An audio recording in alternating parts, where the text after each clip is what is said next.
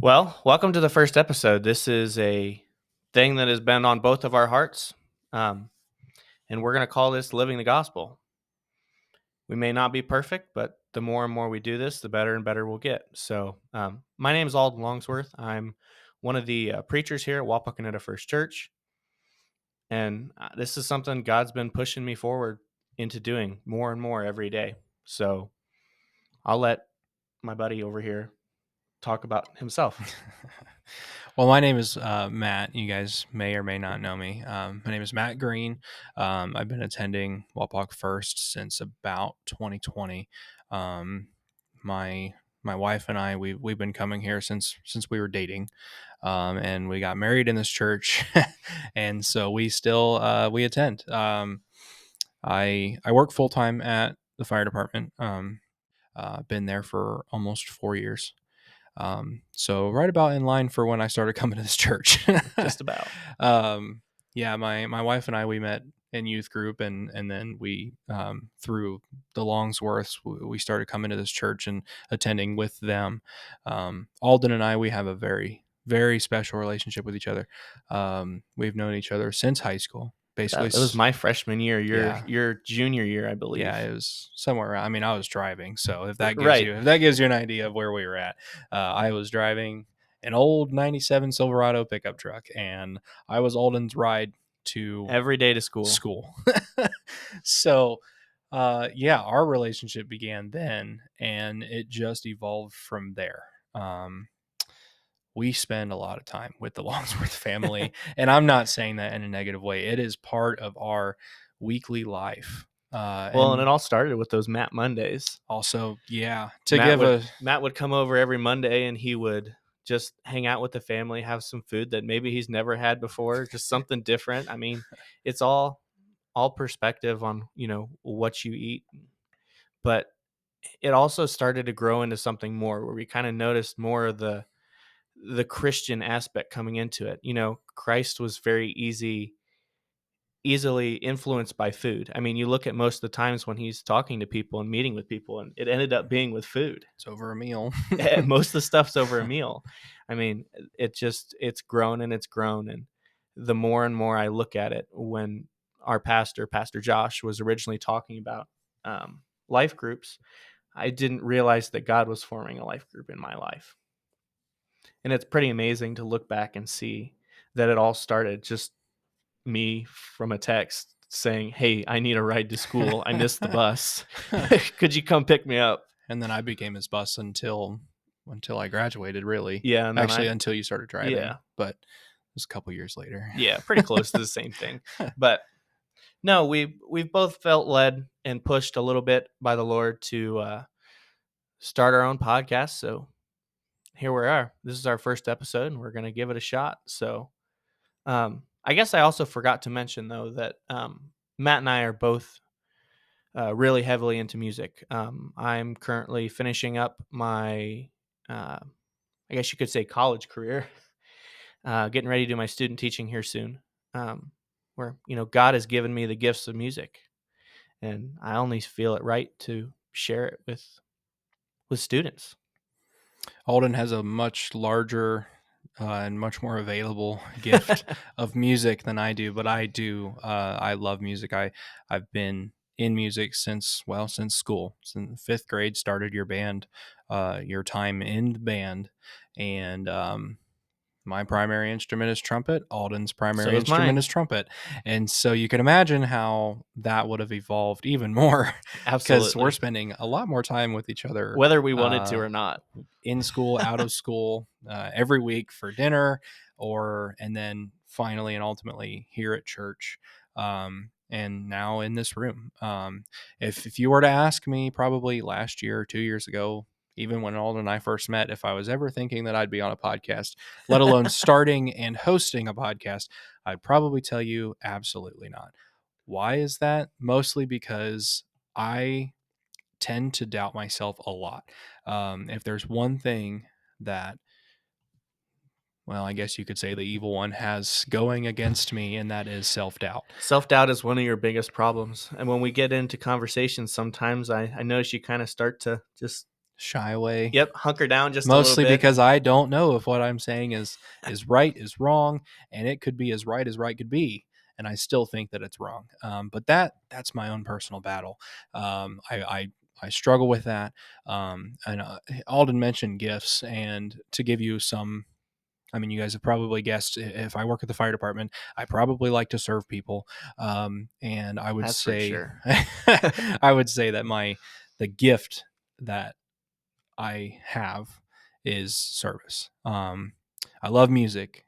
Music might not be my biggest gift, but I sure do love helping people.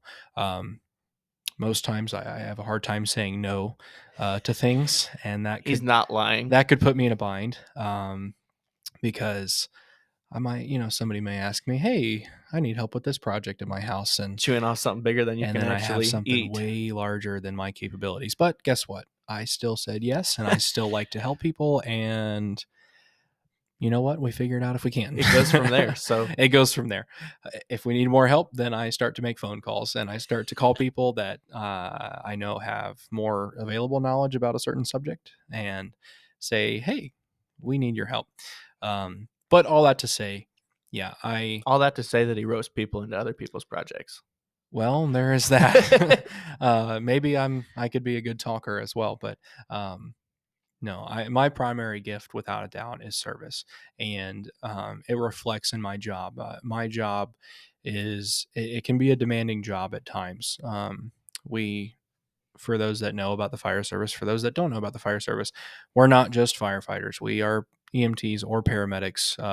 Guys at my fire station, we're all paramedics, and so that creates a higher level of training for you, and in turn, it makes you able to provide better treatment for anybody that's calling 911. Absolutely. And How often do you get to share the gospel? not as often as I'd like to, that's for sure. I've had a couple of times where um, it was an older person, and they're not really doing so hot, Mm-hmm. and you kind of get the feeling that this might be the last time you see this person. Right. And whether you know it or not, well, especially whether they know it or not. Most times for us, we pick somebody up from their house, we take them to the hospital, and that could be the last time we see them in a good way because they're not Right. hurt any longer after they get treatment, or it's something where they've passed on. And you know, there's only been a couple of times where I've actually taken the time to ask somebody if they know who Jesus Christ is. And, I've gotten both answers. I've Mhm. gotten a no and I've gotten a absolutely. And either way we've discussed, and one That's conver- that's the best part. one conversation went well and another conversation didn't go so well. Well, you Um, never know till you shoot your shot. you want to try that again? Well, I'm Lixdexic, so it's all right. it, You never know Sorry, until you take your shot. it didn't So sound like he said shoot, but you never know till you take your shot. So, I know. but We can clip that one out later. I don't care. Nah, just keep it in. It's all real. It's all real. Um, I don't know. I mean, where do you want to go from here? I think let's continue on the topic of gifts. I mean, today in Pastor Josh's sermon, if you had watched that or were there, if you hadn't, it's on YouTube, a Walpokanita First Church. Um, Josh talked a lot about the glory of God and how we have gifts that bring us closer and closer to God. And whether or not we choose to use them really has to do with us. God has chosen to give us those gifts, me specifically with music, and I see it more and more that I'm a part of music, more and more that I do it. It's not just a, oh yeah, I'll walk over to the piano, play whatever I need to and walk away.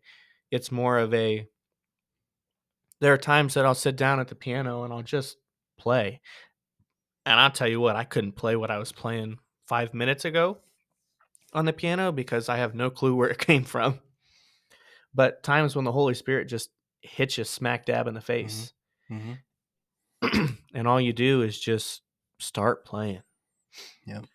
And you might like what you hear, you might not like what you hear. It all just kind of depends on what's going on, but it's all different. But the more and more I do music, the more I notice God's hand is literally in everything that I do. Whether that's teaching private lessons like I do, or whether or not that is subbing for a teacher, none of this would be possible without God. And with this gift, the only thing I can do is point it back to God and try to give him as much glory as I possibly can, because without him, it's not possible. Does that make sense? Oh, it makes more than enough sense to Well, me. that's good. Um, no, I noticed that it's the times for me that, you know, I feel that God might be absent. But then it just takes some, because, my connection is through music as well. And, when it's time during the church service that we have worship, certain songs, you might be singing a certain song, you might even just be listening, and you just have this feeling that sometimes it's hard to put into words, but ultimately you just feel a peace. Amen to And that. whether you want to describe it as peace or whether you want to describe it as joy, either way, you've got something moving inside of you, and you don't have to explain it. You just have to feel it. And when you feel it, you understand what is going on, because where are you at? You're in church and you're worshiping the Lord. And you're surrounded by your church. Yeah. I mean, we have to remember as well that the church is not just a building. The church is the family, the community that you're building with each other and worshiping the Lord together. That's something that I think people forget very often is, oh, where am I gonna go? My church is no longer meeting at the building. My building's just been sold. It's But gone. that doesn't matter. It doesn't matter. The building can burn down, and it doesn't matter, because we can either, well, we can rebuild the building, or we just relocate where we're having it, because it doesn't matter. The building is just simply a structure from the elements. It's just protection. It's that way we're not having a church service in tsunami like rain Or in the middle of a in cornfield the for middle that of a matter. cornfield. We could, it just might smell a little bit, That's but all right. um It's Ohio. it is Ohio. uh, the main thing that, you know, as far as the church, it's not like Alden said, it's more than just a building. If you, here at Walpock First, if you just look around, there's so many connections that are going on. There's families getting connected with families.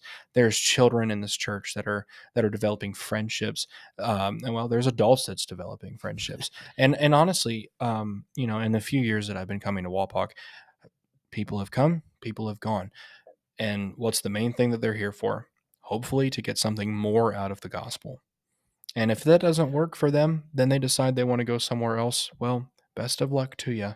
But you're missing out, in my opinion. I agree. I mean, You're here missing out. I mean, here at this church, one of the things that I really think we do well is we feed meat. You've got a lot of churches in the community that are really good at bringing in the youth and really good at bringing in the newcomers. And I think while as a church we struggle with that a little bit, you're starting to see more and more people regularly, and we're I think the best way to say it is excuse me, is we're not just feeding milk. This is not just a beginner.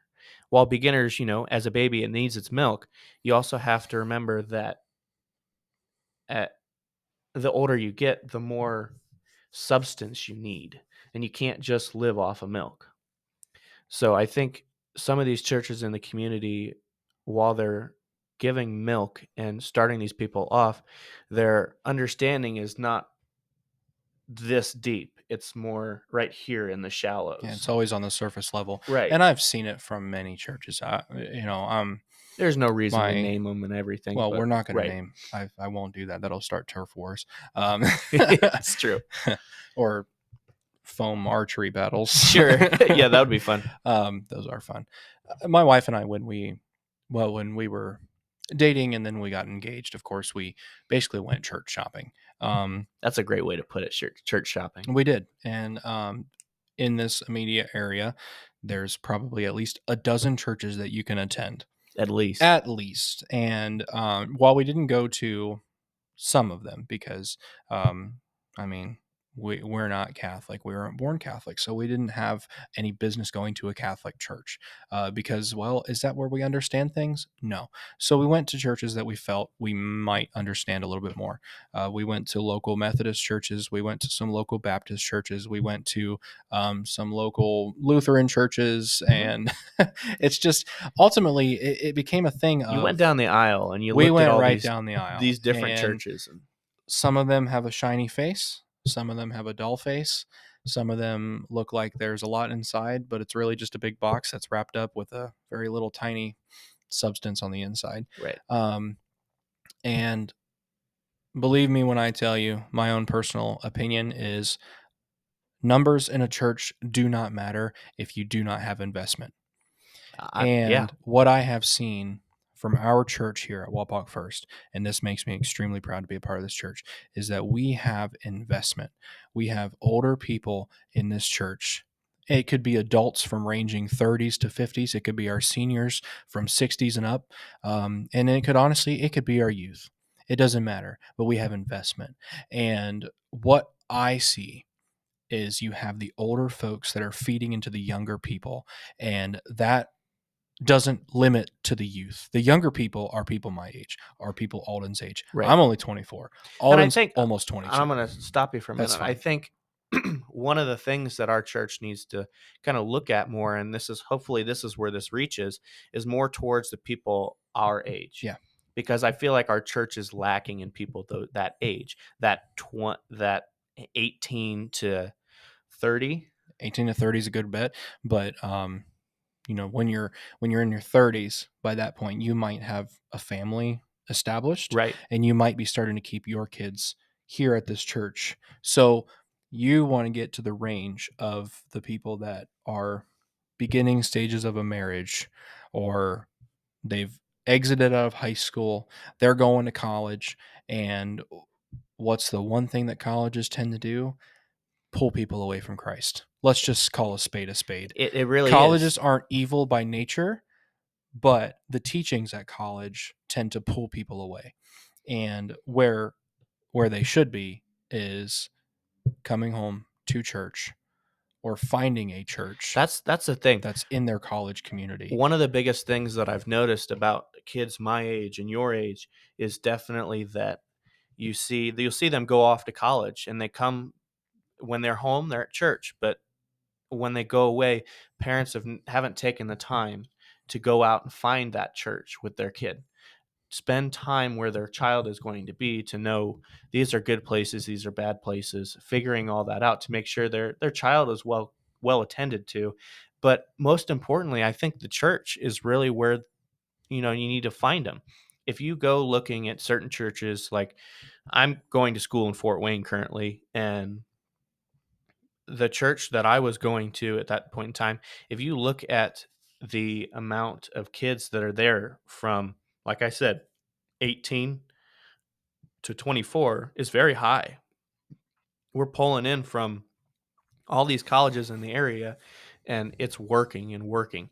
But I think what really ends up happening is during those stages in high school, and some in middle school, is where you start to have the almost the identity crisis, where you're starting excuse me, to try to figure out who you are without your parents. The idea of, do I believe in this or not? And I feel like when we're fed at college a whole bunch of garbage, and nobody is putting Christ forward in their teaching, which I understand it's a public school, but you still got to see those things out there. I mean, we Um, can't go back to when they decided to start taking Christ out of schools. But what we can do is start talking about how do we get Christ back into schools. I absolutely agree. And whether, I mean, can we make that change on a local level? We probably can, especially in our community here. Yes, Our definitely. community, um, while the attendance rate at churches might be high, you need to also have an understanding of what you believe. And like Alden and I mentioned, we in this podcast, the hope is that we can take your understanding and our understanding, we can increase it to an amount that you then feel equipped to go out, have discussions with people, challenge them, challenge their faith, challenge their mindset. And if it turns into an ugly discussion, that's when you have to throw your hands up and say, we're going to put a pause to this. We're going to make sure that our conversation stays level. We're Mhm. not going to raise our voices. We're not going to get a fight. But you get to a point in those discussions that you feel confident and solid in what your standpoint is, that Absolutely. you don't have a lacking in what you feel you can do. Because what is the one thing that the enemy is going to try to do? When you go out, you talk to people in this community, the enemy is going to try, like he does for me, he's going to try to insert the self doubt. He's going to try to insert The guilt, the the guilt, shame. the shame, everything that you have in your past should honestly just stay in your past. We know that, but it's hard because we're human and we Well, hold on to things. absolutely. And we all make mistakes. I think one of the things that we have to remember is that the devil wants us to feel the shame. The devil wants us to feel this guilt, have this guilt all the time. And he's right on our shoulder saying, you're never good enough. You're not going to be good enough. Why are you doing this? And one of the things also that I think the devil is really good at is if you put the devil and God next to each other, they, from what God says and what the devil says, can be very similar and very close together. And they can be so close, the devil can be so close to the truth and change one word and immediately it's wrong. It's a Mhm, straight lie. mhm, And it's very easy to not catch that one word that's been changed. mhm. And as Josh said today, get sidetracked. Have Yep. the devil pull you off to the Start making side the and start compromise making the after the compromises that compromise. other people want you to make. And that's something that we have to be careful about and make Yep. sure we're not, just And it's not something that's even defined by a certain time period, time frame, whatever you want to call it. It those compromises for you, for me, they can happen literally at any time. right. You can go out and buy groceries tomorrow, and you can have some random stranger come up to you and say, "You know what? Hey, I need some money from you, and I need it right now. I need gas. I need to get somewhere. I'm out of town." So, what do? Yeah. You want to feel like a good person? You want to feel like you can give them money? Okay, but have you asked the questions as to who are you? Where are you from? What are you going to do with this money? Can I take you to the gas station to put gas in your car? Or Like, can I trust you can at I all? trust you is the biggest thing. Now, I'm not saying go out and just offer money to people. I'm trying to use this as an example of, look, we don't know what people's intentions are. Absolutely. And until you learn what somebody's intentions are and that you can trust them, you're not going to have to compromise yourself Hmm. in I, trying to just to be a good person. I want to add something on to what you're saying as well. I hope this makes sense. Yeah, no, Okay. it's making sense. I think the one thing that I would add to it would have to be, don't immediately go judging someone, thinking that they're a terrible person because they're out on the streets. They could be fighting for their family. They could be fighting for just the fact of finding someplace warm. And, driving past someone either that's homeless and on the side of the street with a sign saying, I need money to support my family, we all kind of look at that and go, uh, I don't think so, because it's kind of weird. If that person, I've always said, if that person wants money, they can go get a job. There's plenty of job openings in the area. You know what I mean? I'm sure McDonald's is hiring, Taco Bell, whatever. And all it takes is a simple go and apply. They may not get the job, but the trying is there. But I also think it's important to keep an open mind, to understand that it's not just some homeless person on the side of the road or someone who's not even homeless asking for drug money. You know what I mean? Yeah, Like, that's a topic that that'll take longer than the time that we have available. right.